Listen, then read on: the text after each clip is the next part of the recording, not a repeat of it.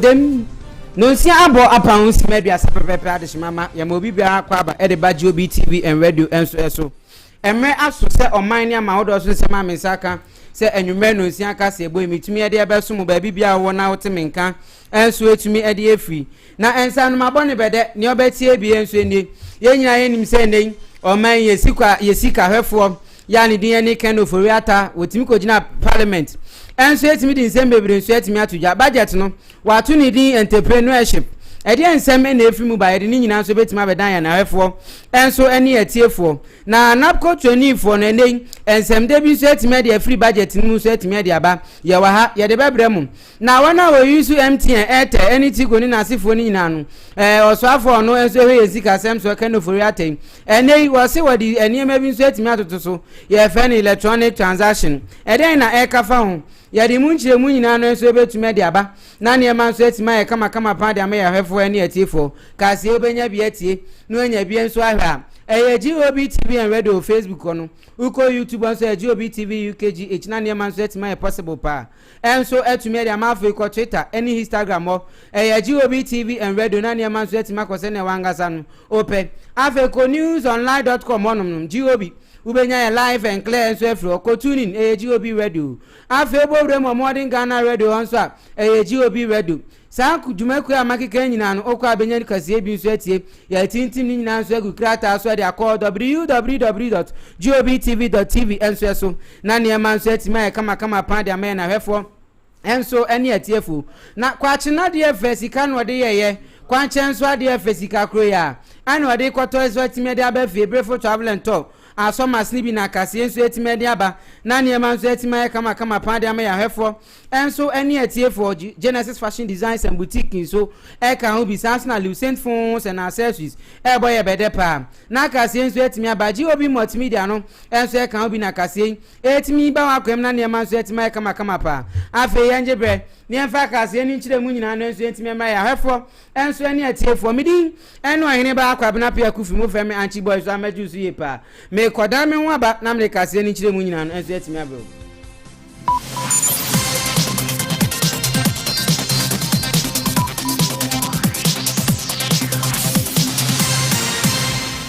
yemfa kase ni nchire mu nyina no emfa emra ye nyina ye nim zani enei oman ni mu nso etimi aye den etimi afa na eya na oman no etimi abekọ na wie ye enso owa senior government bi aye no ye de budget enso etimi betuja 2022 budget no ni nyina nso etimi abetodwa eneden enso omrahye bedwafi ehun sensem ni nyina nso etimi aye kama pa eri ama Ghana fo na budget ken oforiata ono eye oman sika hwefo ni din enso eni kenet oforiata ni yenu wonu nso etimi de atoja wo James entrepreneur yi enso be ya de beboa ama oman konkunu Ghana no enso etimi afa ne ntuma pa de afra na sa ne ma we nyina de kotu omrahye bedwafi fo eso anim na bia so Ghana fo nyina enso eso no waka akwa kosise se si angasa de to so ahodo ene na mekwantempo so no de ye fe ni to boot no ni nyina no hwebe afimpi mienu ene aduonu mienu no obetimi ayi ni nyina so de afro no mai konkro Ghana enso etimi afa ne ntuma pa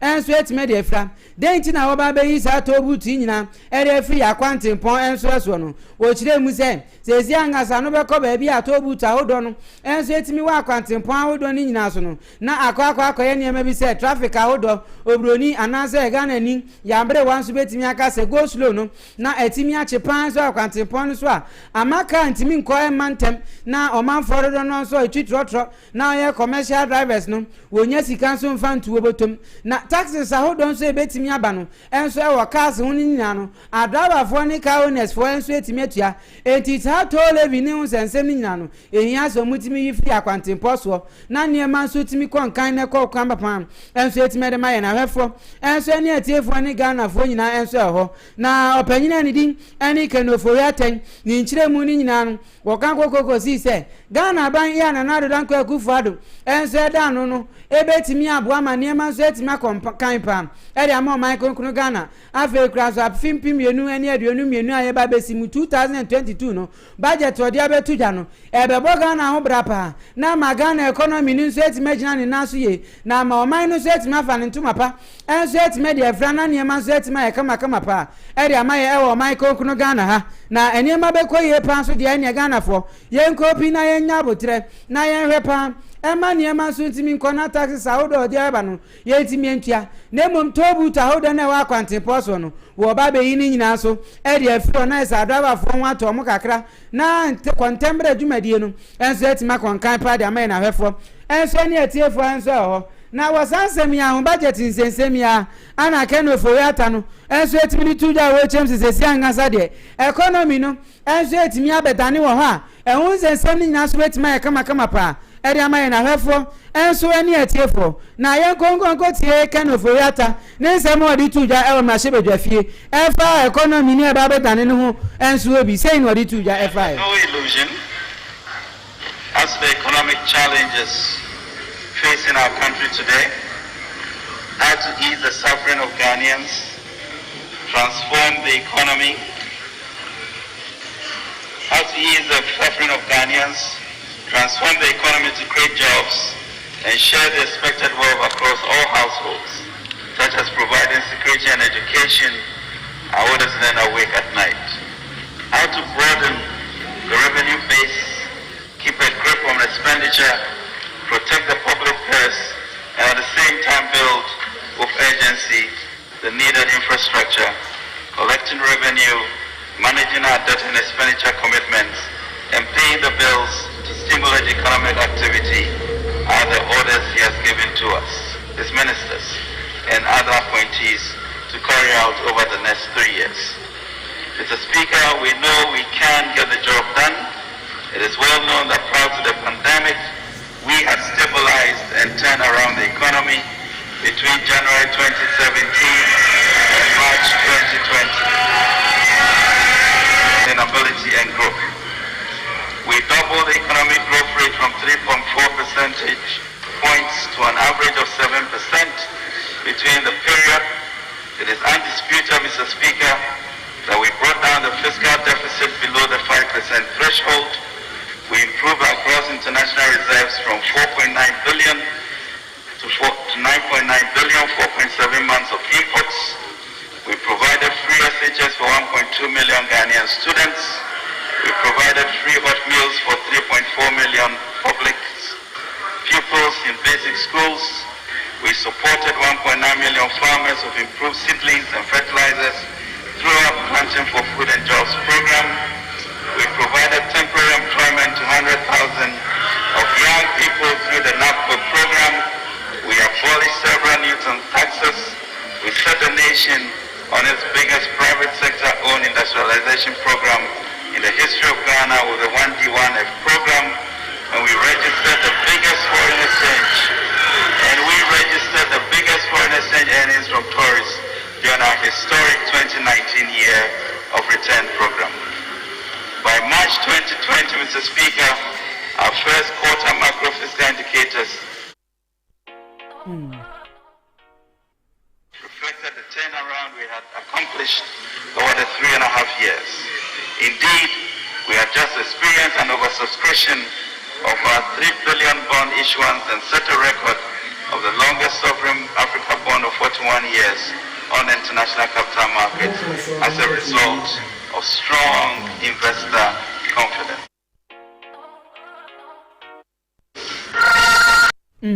Anyway, enso e kind of for yata na hoteninka enso wa otimi ni nsem bebre so etimi atuja ya wo chem sesesi angasa de economy no enso etimi atene kakra wa ehun sensem ni nyina so etimi akama pan na eniema aboa ema ni so etimi etene ye no watimi de atuja na eniema so etimi akonkan se ne ye nyina nkase ye pe enso ho na wo budget nsensem ya ho ena kind of for yata no esa de atuja wo chem se sesi angasa de abadwuma bi aniwa obetimi aye adwuma na ne workers enso betimi lay off enso ho na no so nsem no say ye no otimi di tuja enso etimi de fa ye nkonkonko tie bi. The immediate as well as persistent health and economic impacts of the pandemic, our response was bold, decisive and compassionate, but also costly. As a responsible government alive to the concerns of the people, we have had no choice but to implement critical interventions to take lives and to save lives and jobs, including feeding nearly 2.8 million people with hot meals. We also collaborated with our faith-based organizations to provide 470,000 families with food packages. Mr. Speaker, to mitigate the health impacts of the pandemic, we also employed additional 38,000 nurses. Tax exemptions worth 36.8 million Ghana cedis were also granted to our frontline staff, while 10.1 million and 4.78 million households were provided with free water and electricity, respectively. To facilitate the mass reopening of schools, government provided 11 million students and staff with essential supplies such as face masks, paper towels, liquid soap, and sanitizers, all at great cost. Cooked meals were also provided to final year GHS students in both public and private schools. Mr. Speaker, these have been expensive, but we knew that the cost of doing nothing and disrupting the education of our children for an entire academic year would have been even greater. I'm proud to announce that not a single Ghanaian public sector worker was laid off as a result of the impact of the pandemic on our public finances, and we have managed to pay them monthly, and we are grateful to the unions for their cooperation in this regard. Antikano Foreta ana wote ne nkanso ho a wo chem sesese angasa de wa ba na covid-19 ni gina mu gidigidi no enso o man konkunu Ghana ha no ona no ya ban adwuma ni nyina no nya de so mutimi gya omumu na omugya omuka akire da efa wona wo kira de wona wo ya nurses form aposi fo asrafo ene hu sensem ni nyina wote so di tudwa no enso o budget ni mu ebie na hu sensem ni nyina so atima kama pa e de amaye na wefo enso ani atiefo enso ho na ene ye kokoko piemu enso won krapupuni mantem no man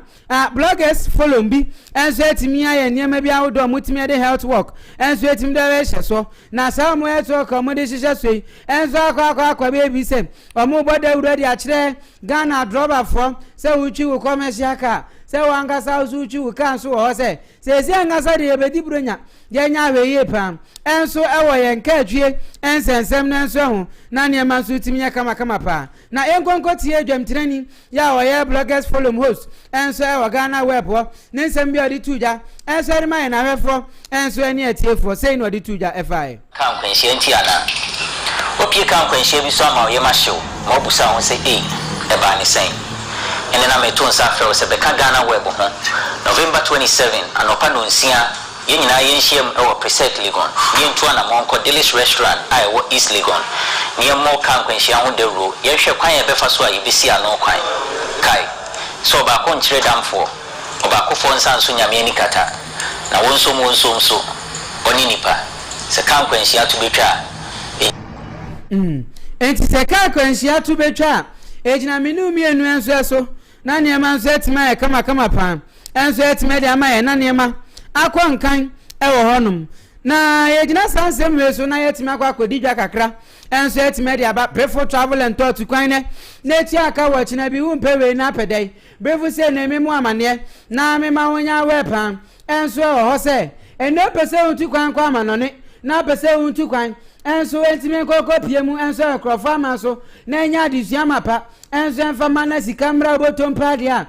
omo ya adwuma ko Asian countries ni nyina no European countries African countries ni nyina no hotel reservation na hope flight booking na hope GOB any before travel and tour sebra na wantime mo awasa kwan no enso so 0554 304942 0554 304942 ana plus 442080684974 na ne mantimi kwa wano pam enso etimi fama menu mienu nyina no enso ewo ho owo meduma amu akoja nsi wono ma bagarasta so eho ewo no obutu on office wa wodi djuma no ube piem won so asi tukwan ne na eti aka wo china bi GOB multimedia nso aka hu bi pa no aso masne amaka se boy authentic news access no with Oheneba Appiah Kubi etimi ba wakwem na ne ma nso etimi akwa kama pa enso etimi dia ma hu phone number we 0541108053 0541108053 wono enso ka aboafo no bi pa wono so meduma 80 amako junction wa bagarasta so ye wone brefo travel and turn order nkromo odi djuma no na ne ma so etima ko wano pa de ma me no nyina enso ewo ho na upe photography ahodo pa videography ahodo flyers ahodo t-shirts ahodo embroidery one pa dia opaji obi multimedia ho awatwa adwado ni nyina no oye ho adwuma enso o maso ya nyema ko nkan pa dia momo na Lucent phones and accessories kan bi ana kase boy timi ba wakwem na nyema so etima ko se ne wangasa wani beje ho na bibibia so etima ye pepepe yo pa enso etima dia ma me no enso e ho na Genesis Fashion Designs and Boutique so so masnibi na kase enso etimi aba wakwem pa na bibibia so akosmu tobroni bese na nyema so etime dia kaginamu na nyema ye possible pa enso wa bibibia so betima konkan e dia ma ye na hwefo enso eni ye tiefo na afei memfa kase ne nto amoso na nyema so ntimi konkan pa enfa ma ye na hwefo eni ye tiefo ye nko sha ase enfa free napco training for enso akache na National Builders Cup ye trinity ya friend napcos na enen GOB enso news ni eni titawapa enso kana foriata ni mra shebe dwafie ni budget ade kwato honum na niema so timi konkan ere maye na hwefo enso eni atiefo enso hono na wo budget ni mu no ana ade betu da wo chem sesesi angasa de obetimi aye nhihye ya wodo na watimi ade program anwaso bi nhihye ya anwaso bi enso etime de aba ye fe no obi anye se napco training for ana obetimi de o mai di se adwuman na niema so etima konkan pa ede maye na hwefo enso eni atiefo na bibibia enso aye kama enso ewo ho na budget mu no anu okakoko si se na nkade isi e yankasa na sa afiwe nkwawe no e wo se nka napco training for ya mu wom nyina no omutimi eko na foforo enso etimi eba we ya wo pene we ni je ho so be sign up kwa na nkaja wetimi ato awo contract ne so na wetimi renew enso ho na enam saye so enam programmer Ghana ban enso ene finance minister etimi de atuja na wetimi ahihye na ye fe no you start program no ebetimi abaso ninti no ne senti napco training beneficiaries for nyina no ebetimi akem na ne menso etima ye kama pa de amaye na wefo enso eni atiefo enso ho na afekra no obetimi aboa na sa adwuma de obabe eno so etimi ate unemployment so na ne menso etima ye kama pa na napco yi wo se obetimi ahwe na wetimi agina mu pa ama mabunu awodo mo ye 676,000 no enso etimi agina ana 67,000 no enso etimi agina atwa so aye napco adwuma no na ne menso etima akose na enyina nkase ye pe enso ho na bibibia enso etima possible pa enso etumi ede amaye enti sama ni bowe enso eko ama napco fo ede african oforiata enso akache na wakano oforiata akache no ni sensem na ho no ana watimi da batuja wo chense si ankasa de hwebe wana wo yusu momo na wo ye bank transfers ni nyina no watimi ade bi efa no e-levy ya ino na ma electronics na se ankasa de abafu kwanti interfere no so na niema so betimi afa nyina no wo betimi aye na watimi de abemo ni televis ahodo no enso Michael Krungana ha na sa e-levy ya efa ni electronic levy enso ye tax eto de ye eto de se na obi anso peto no eniema so betimi akwa kama pa enso etime de amaye na hwefo enso eni etefo na niema so etime akwa kan de amaga na fo esenti eto tua so hu behia ede amo Michael Krungana ntino sesi angasa akwa niska o normal transaction na wo ye no se fa MTN se fa Vodafone se fa network bia no transactions ahodo ni nyina no obetimi de 1.75% tax enso na etimi atoso na niema so etimi akwa kan pa ede amaye na hwefo enso eni etiefo afekra so no okwa akoye bank transfer ti se bia wo send sika ede free wo bank account mu ede akomo obi foforo so bank account mu ana ede akwa amanone a wo the e-levy transaction no enso etimedia ba se si angasa de wa man no taxes ahodo pa ana yetim de agu yeso na nsensem ni nyina so etima kama pa enso ewo ho na kene ofori atansem no ya wadi tuja ni nyina bi ana metimi akofa ede ma ye na wefo enso ne etiefo no na ye de kase no enso etimi asia every say ne wo denke fa ye time ni nyina enso we hu sensem ni nyina no enso etima ye deja enso etumi de amaye enso ewo ho na asita kase nkoma brefo travel and tour wo say tu kwan ne tu aka wo kira bi license phones and accessories so e ka hu bi na kase enso etimi ba wa kwam na ne ma nso etimi ye kama pa ere ma ye na wefo enso ene etiefo na ne ma nso timi konkan enso ewo ho na afeso GOB multimedia ka hu bi no so masen e ma kase bo enso etimi ba wa kwam na ne ma nso etimi ye possible pa enso ewo ho afro kranso no sanso na license phones and accessories so bo me homode enso eso masne Genesis Fashion Designs and Boutique so any GOB multimedia asida kese komo bi bia yo nya bre eje bre monitor dwumadie enso ewo ho na odenke wasi we are going to stop using momo na wa mami bo zanso ho a we odenke January enso we hu sesem ni nyina no enso etima kama pa eri amaye na hwefo enso ani etiefo na midi ye no Oheneba Appiah Kubi o frame na asenso obutantim metimi ajusu ye pa enso wa hu sesem ni nyina no enso etima kama na ya sori dwumadie ni so na dwumadie di ho enso etimi atoa so enso etimi de amaye eti wanti yanka bi wa yankopon ya aduma wo kina ye betumi ahia enso same time same venue makrao bye bye.